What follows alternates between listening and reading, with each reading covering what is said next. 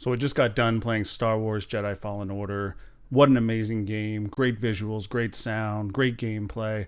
But it made me want to go back and play one of the old original Xbox Star Wars games. So today we're going to be looking at Star Wars Episode 3 on the original Xbox, and we're going to see just how it runs in 2021.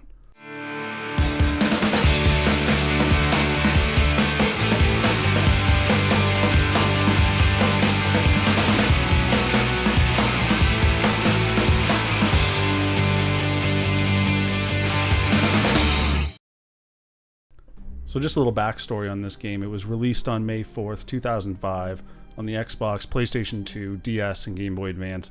And it reviews pretty decently on Metacritic at 71%. Not too bad, not the greatest either. And it follows the events of Star Wars Episode 3, the movie. It has an experience system. It showcases real footage from the movie. A lot of the voice actors that were in the Clone Wars series are in this game. So let's dive in. Let's take a look. So of course the first thing I'm going to do is I check out the settings in the game, just see if they have the subtitles on, see if there's any features that are missing that I'm going to like. Pretty basic options here. You got the codes and everything else. I thought about typing in a couple codes for fun, but not at this point. Subtitles are on, let's go ahead. So right off the bat, let's start with something that I do like about this game, and that is the real cutscenes from the movie. It's a cool addition to the game. You know, they're not the best looking, like clearly they're not Blu-ray quality or even DVD quality, but it is a cool addition to the game, as you can see right here. And it transitions pretty well into the jankiness of what the game is. You know, the game is pretty dated in its visuals and gameplay, but it's still fun. And this game kind of reminds me of an early days Star Wars Force Unleashed. And what I mean by that is where you're using the Force, you feel very powerful in this game. The levels are very interactive. You can throw things at people, you can whip people at objects. It alternates between Anakin and Obi-Wan in this game. They both play pretty much the same. It's pretty linear in the levels, but it does have cool stuff you can do, like right here. Like I found this really satisfying for some reason. You know, when you can cut through this little power shield or whatever this is, little power area, and use the Force to take it off. I just thought that was kind of neat and always really satisfying to use your lightsaber skills. But you can see how the game is linear in that way, right? It's kind of like go to one area, then you're blocked, and then figure out the little puzzle and get to the next area type thing, and fight the next droids and enemies. But you can see right down at the bottom, it does have a little blue bar, and that's your experience points. So you do get experience points each level for essentially being a badass and doing different moves and tricks and things like that. You can see where it's saying fair, like that's how I get my experience. And you can use that to cash them in at the end of each level and make your character more powerful. So if you're playing as Obi-Wan, then you're making Obi-Wan more powerful. If you're playing as Anakin, then you're making Anakin more powerful. Anakin, quickly, get into that turret. We've got to save that cruiser. You'd better take control of that cannon. And here's just Obi-Wan once again giving me attitude in this game. He loves to give attitude in this game. I'm not surprised that Anakin turned to the dark side after playing this game. And one of the cool things that they would do in this game is that they would actually change up the scenes that happened in the movie. So they didn't always go right for the script, which is pretty cool for this type of game. That's based off a movie. So for example, right here, normally Mace Windu's arm would be cut off, but instead they're about to have a showdown, which is really, that would have been way cooler in the movie if that happened. Letting him live is too dangerous. Letting you kill him is against our Jedi beliefs. I won't allow it. Anakin, come to your senses. An enemy of the Republic. Do what must be done, Lord Vader.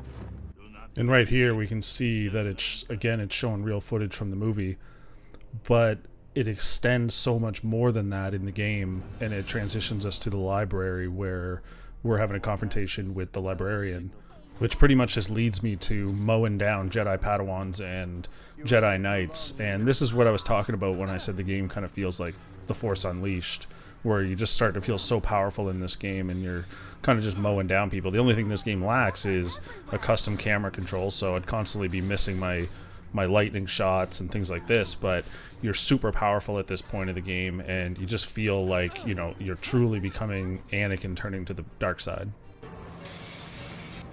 The Jedi must be purged. And one of the other features that this game has is multiplayer versus mode.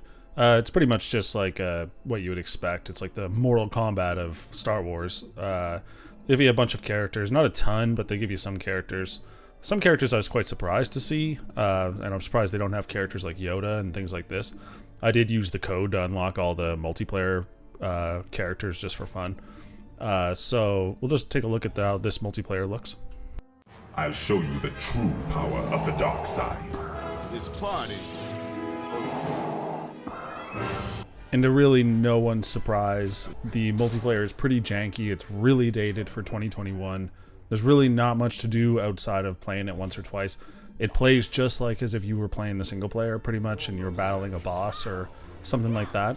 It is cool to see the characters. It's cool to see the different environments, but yeah, this is just something that you're going to play once or twice and then move on. And then just taking a look at the special features, they do have concept art in this game, and it's pretty cool because it breaks down the concept art, just doesn't show it like some other games do. It kind of explains why some scenes didn't make it in the movie, why these characters didn't make it in the movie, and there's actually quite a bit of information within this concept art, which is pretty cool to see. And of course, I have to compare it to a modern day Star Wars game, just graphically and gameplay wise, just for fun. You can see the difference in how far we've come in gaming. So you can see here in Jedi Fallen Order, yeah, it looks graphically great. Gameplay wise, it looks great. Pretty much just waiting for these stormtroopers to come so I can beat the brakes off them. And then you look at Star Wars Episode 3, and yeah, it looks dated, but it does have a lot of similarities.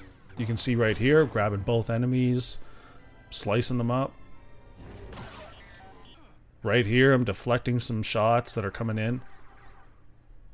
And here I am deflecting some shots once again. And just because I can't even keep up with what's backwards compatible anymore, I just tried it in the Series X just to be sure if it would work or not, and unfortunately, it didn't work. So just how does Star Wars Episode 3 Revenge of the Sith run in 2021? Well, it runs okay. The game is good for the nostalgia. It's good for the memory of the movie and in this game. But it is pretty dated compared to a lot of other games today, a lot of Star Wars games in particular. Star Wars Force Unleashed, like I was saying earlier. Jedi Fallen Order is a phenomenal game, so I'd say if you had to play a game in 2021 and it was Star Wars related, you should definitely be playing Star Wars Jedi Fallen Order. If you have this game in your collection and you feel like, yeah, you want to play this game and you want to relive the memories of Star Wars Episode 3 Revenge of the Sith, then go ahead. If you feel like watching the movie but you want to watch it differently somehow, then you can play this game and it'll tell the story a little bit different. But let me know in the comments below, did you play Star Wars Episode 3 Revenge of the Sith on the original Xbox, maybe the DS, maybe the Game Boy Advance, maybe the PlayStation 2? What did you think about this game? Do you have good memories of it? Let me know in the comments below. But for now, have a good one, guys.